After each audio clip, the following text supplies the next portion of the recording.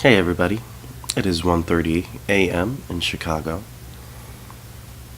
I'm a little bit sick, so you might hear me cough a little bit. But I thought, with Mario Maker 2 coming up, that I might take a look back at some of the stuff that I did in Mario Maker 1, and then look to some other Mario fan games and hacks for ideas about what we could do in Mario Maker 2. Get a little bit of inspiration, maybe. Whether Nintendo explicitly acknowledges it or not, there's a lot of work that's been put into the Mario fan community. People have been making Mario for years. It's just, if you have something that big, people are going to take their own spins on it. And so Mario Maker just came this singular event where everybody rallied around it and made something new. And just a little bit about myself. I have made some games in the past. I've really liked working on level designs and little interactions and stuff like that. So when Mario Maker came out, I felt it was my chance to show off a little bit. I didn't really do much, sadly, just because it seemed kind of impossible to get people to play your levels if you didn't already have an audience, and I didn't really have any way to show them off.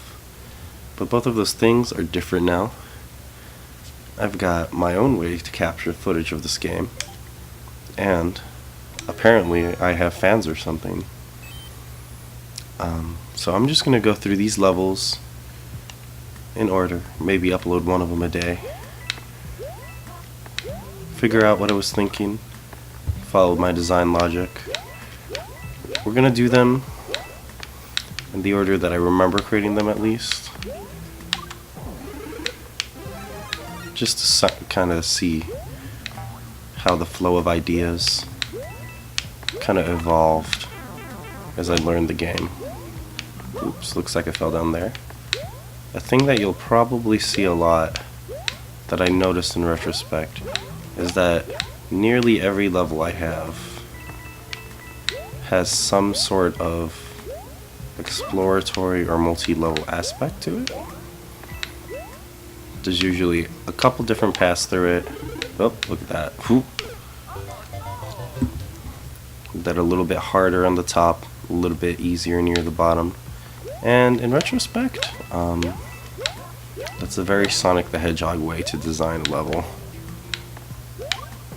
Just explicitly, classic Sonic games are designed so that the high-speed areas are on top, and the slower, more methodical areas, oh, here we go again, are near the bottom. That encourage you to slow down and play a little bit cleaner after you've made a mistake. And well,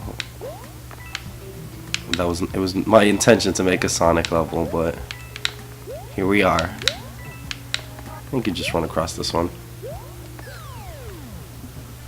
So you can definitely see, pretty straightforward. We're going to go through again. We're going to see what else this course has to offer. Because, of course, I could not just make a single pathway through this level. There has to be multiple.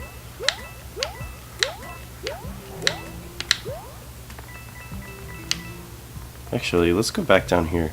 Let's find out what this looks like. Oh yeah, that's right. I think that used to be slightly different. So I'm remembering what it used to look like. I thought there was a little bit more to it. One thing that I was very conscious about in these levels is I did not want to make a Kaizo level or just kind of a random, really difficult level. I wanted to make something very intentional and something that most people can clear. I ended up making it a little bit too hard, as you can see. This is probably one of my more cleared courses, and it is at about 25%, I think. So let's go through here again. We're going to go to take this middle path. Let's find out what's down there.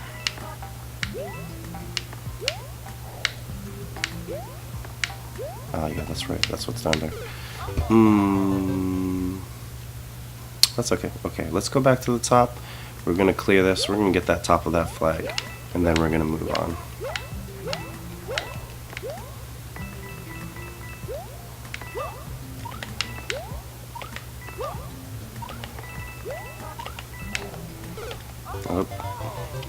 Oh, I see. So you can use the shell to either clear them like I did before, or you can go all the way to the top if you're really going fast. And I like to put these little spaces that let you... Oh. Oh, so this is here because if you miss, then you still got a way to get up to the top there. But it looks like, you know, I don't really like the way New Super Mario World looks, but I do appreciate certain things, like the way that it allows you to wall jump or use this float jump to do things like that. So, you know, that's pretty simple, easy level. I'm sure they get more sadistic as they go on, because that's kind of just what happens when you get into your own head. That'll be it for this one, and then let's see what the next level has to offer.